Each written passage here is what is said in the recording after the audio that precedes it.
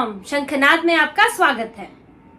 कहा जाता है कि अगर आपके ही घर में कोई भेदी हो, कोई गद्दार हो, तो आपको बर्बादी से कोई नहीं बचा सकता। यही हाल उद्धव ठाकरे के साथ है।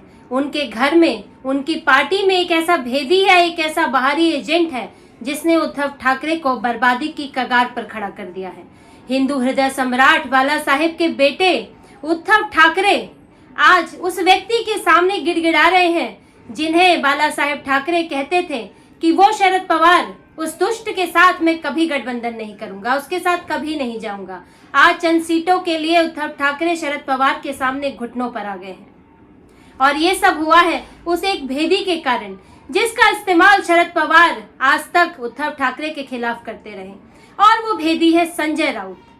संजय राउत जिन्होंने उद्धव ठाकरे के साथ रहते हुए हमेशा शरद पवार की बताई चालें चली। वो शरद पवार के प्यादे बनकर उद्धव ठाकरे को बहकाते रहे, भड़काते रहे और आज इस कगार पर लाकर खड़ा कर दिया है। संजय राउत जिनके कहने पर उद्धव ठाकरे ने बहकावे में जिनके बीजेपी से गठबंधन तोड़ लिया, बड़े भाई बनने के चक्कर में, और शरद पवार की शरण में चले गए और वहां आज सबसे छोटे भाई बनकर रह गए, उन्हें भाई भी नहीं मानते हैं। और वो संजय राउत आज भी शांत नहीं हुए हैं। आज भी वो शरद पवार के लिए ही बैटिंग कर रहे हैं, इस तरह के बयान दे रहे हैं जिससे साफ पता चलता है कि वो उद्धव के साथ नहीं, वो पवार के साथ खड़े हुए हैं। अभी हाल ही में उद्धव ठाकरे 5 सितंबर को राहुल गांधी की रैली में नहीं गए, नाराजगी में नहीं गए, क्योंकि ना उन्हें सीटें मिल रही हैं, ना उन्हें मुख्यमंत्री का चेहरा बनाया जा रहा है, उनकी पार्टी अलग टूट गई है। वो राहुल गांधी से मिलने के लिए दिल्ली तक गए थे लेकिन उनकी सुनी नहीं गई। शरद पवार बार बार कह रहे हैं कि मुख्यमंत्री का चेहरा तो बाद में ही तय होगा, अभी इस पर कोई फैसला नहीं होगा। वो साफ साफ उद्धव ठाकरे को नजरअंदाज कर रहे हैं। तो उद्धव ठाकरे ने भी अपनी नाराजगी दिखाते हुए राहुल गांधी की रैली में जाने से इनकार कर दिया। उन्होंने महाविकास अघाड़ी की गठबंधन की एकजुटता दिखाने से मना कर दिया। लेकिन संजय राउत ने क्या किया?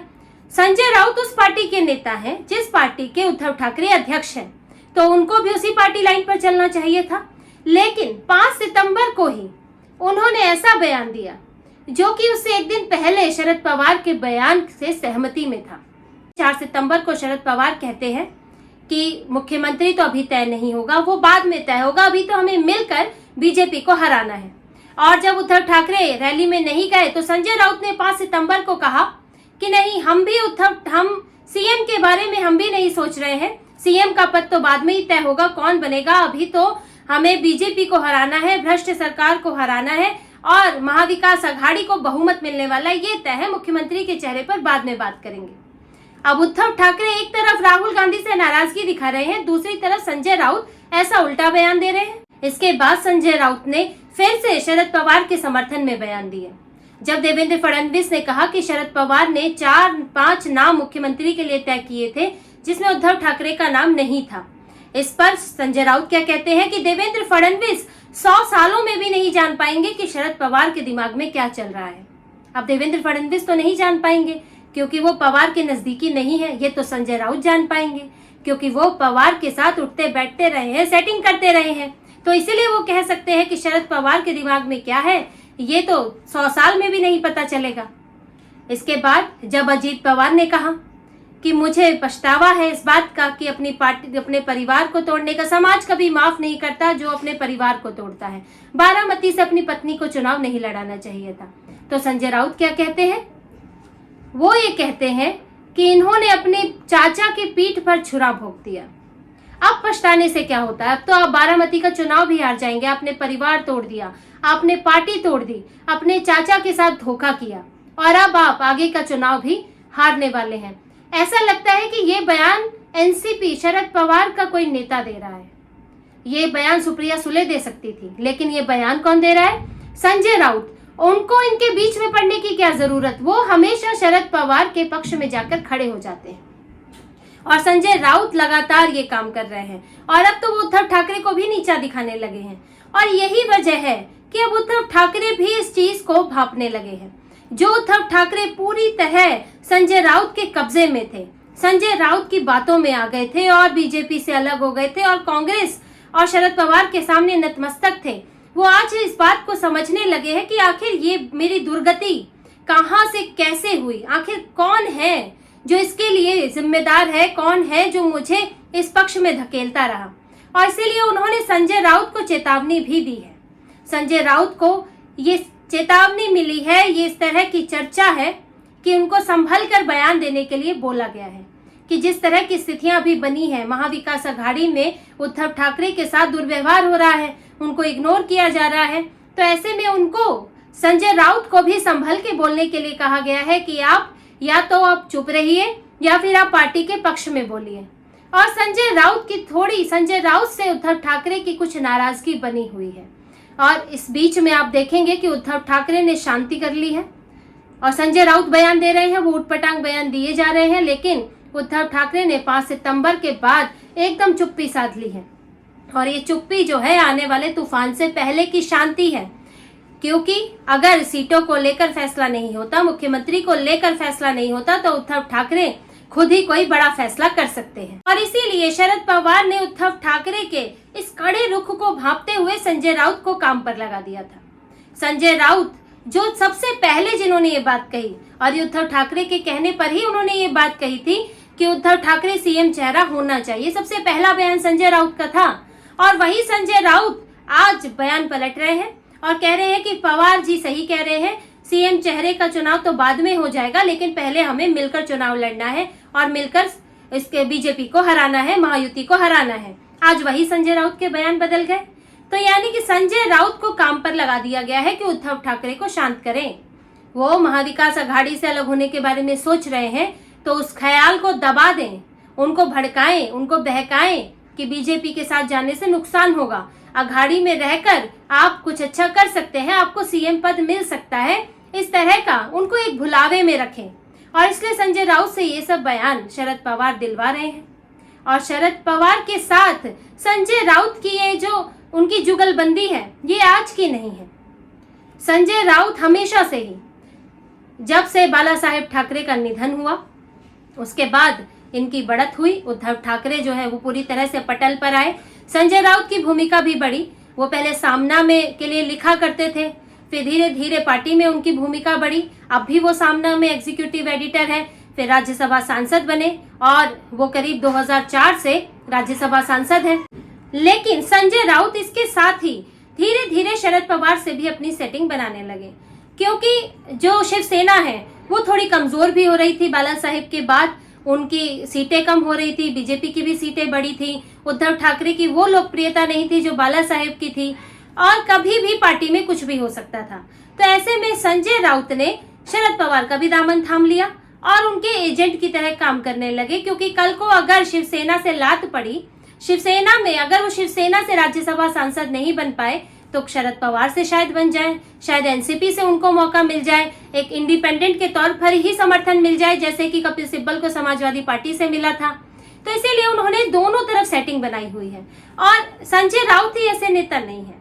दरअसल जो भी खास तौर पर राज्यसभा सांसद वाले नेता वो इस तरह से ये तरीका अपनाते हैं, जैसे प्रियंका चतुर्वेदी हैं जो राज्यसभा सांसद है, कांग्रेस में वो रही थी इससे पहले, अभी वो शिवसेना में है, यूबीटी में है उद्धव ठाकरे के साथ, लेकिन इससे पहले कांग्रेस में थी और कांग्रेस में भी यूथ विंग की महासचिव थी, कोई वो छोटी मोटी पद पर नहीं थी। लेकिन वो वहां से राज्यसभा जब नहीं बन पाई, कांग्रेस की सीटें कम हो गई, प्रियंका चतुर्वेदी के लिए मौका नहीं रहा, तो वो शिवसेना में पहुंच गई उद्धव ठाकरे के पास, वहां से राज्यसभा सांसद बन गई। इसी तरह से संजय निरुपम है, वो भी राज्यसभा सांसद रहे हैं, एक आध बार लोकसभा चुनाव लड़ा, उसके बाद नहीं जीत पाए तो राज्यसभा के लिए सेटिंग होती रही। पहले शिवसेना में थे, फिर कांग्रेस में आए, फिर बात नहीं बनी तो शिंदे की शिवसेना में आ गए और अपने लिए टिकट खोज रहे हैं। कपिल सिब्बल ले लीजिए, कपिल सिब्बल कांग्रेस से राज्यसभा सांसद रहे, एक आध बार लोकसभा भी चुना, उससे भी लड़े, वहां से जीते भी। इन लोगों को जो है अमूमन ऐसी सीटें दे भी दी जाती है, कपिल सिब्बल जैसे जिनकी तो जो वकील है कांग्रेस के लिए बड़े बड़े केस लड़ते हैं, तो एक वैसी सीट दे दी जाती है जो सुरक्षित है। और वहां उसके बाद जब दिल्ली कांग्रेस के लिए चांदनी चौक से लड़े थे, जब दिल्ली कांग्रेस के लिए मुश्किल हो गई तो फिर राज्यसभा भेजना शुरू किया। फिर कांग्रेस में भी कमी पड़ गई, वहां से नहीं बन पाए तो इंडिपेंडेंट खड़े हुए और समाजवादी पार्टी ने सपोर्ट दे दिया, कांग्रेस ने सपोर्ट दे दिया। तो उनकी भी राज्यसभा सीट बनी हुई है। तो ये जो नेता जो खास तौर से राज्यसभा से आते हैं, जिन्हें लोकसभा में मेहनत करने की उनकी क्षमता नहीं है, तो वो अपने लिए ठिकाना ही ढूंढते रहते हैं और इसके लिए कुछ खास तरह की चीजें भी करते हैं, जैसे कि लोकप्रिय रहना, मीडिया में बयान देना, ताकि चर्चा में बने रहें। ये दिखता रहे कि सोशल मीडिया पर और मीडिया में पार्टी का पक्ष रख सकते हैं। प्रियंका चतुर्वेदी प्रवक्ता बनी है, सोशल मीडिया पर है। संजय राउत तो बयानवीर है ही, अपने बयानों के लिए वो मीडिया में अक्सर बने रहते हैं। कपिल सिब्बल तो केस ही लड़ते हैं। संजय निरुपम भी बड़े नेता रहे हैं और प्रवक्ता रहे हैं।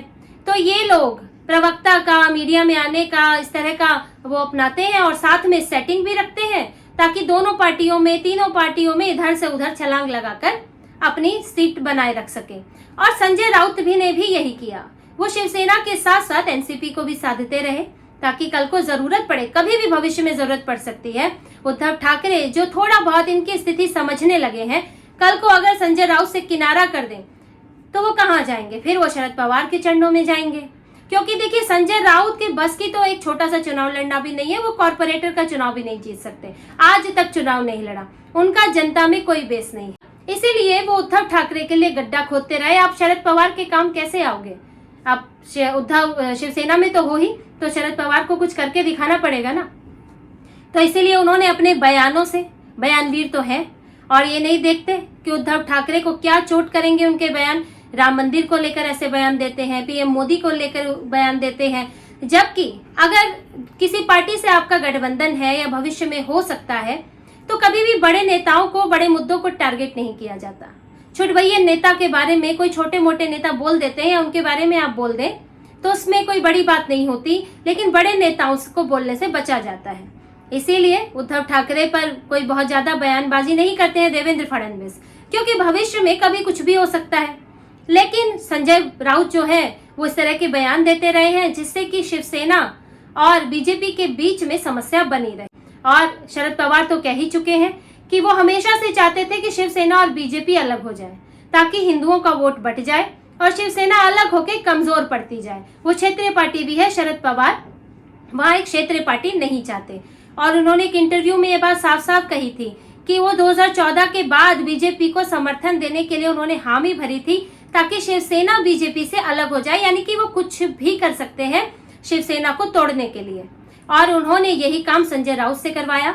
संजय राउत से धीरे धीरे खुद भी मिले उद्धव ठाकरे से, संजय राउत के जरिए भी भड़काया कि शिवसेना जो है वहां छोटी पार्टी बनती जा रही है, बीजेपी उसे खत्म कर रही है, उद्धव ठाकरे को बड़ी पार्टी होना चाहिए था। ये सब भड़काते भड़काते बीजेपी के खिलाफ बयान देते देते उद्धव ठाकरे के मन में इतना जहर घोल दिया कि वो अलग हो गए। और यहाँ शरद पवार ने सोनिया गांधी को समझाया कि आप विचारधारा की चिंता मत कीजिए, उद्धव ठाकरे यहाँ आएंगे तो वो ज्यादा दिन सरवाइव नहीं कर पाएंगे, वो खत्म हो जाएंगे। हम दोनों पार्टियां सेक्युलरिज्म के तुष्टीकरण के जाल में वो इस तरह फंसेंगे कि उनका हिंदुत्व खत्म हो जाएगा और हिंदू बट जाएंगे दोनों पार्टियों के बीच में।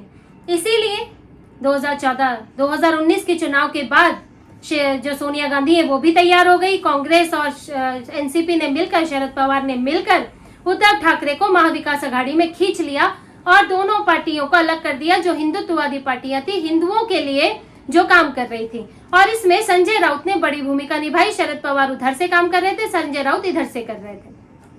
और यही स्थिति संजय राउत की अभी भी दिखती है।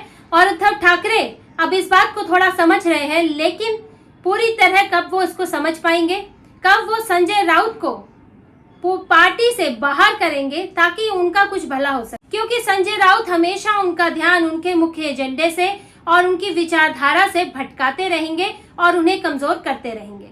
तो इसी तरह की और खबरें और विश्लेषण आपके लिए लाते रहेंगे। हमसे जुड़े रहिए, सब्सक्राइब कीजिए, कमेंट कीजिए। बहुत बहुत धन्यवाद। जय श्री राम।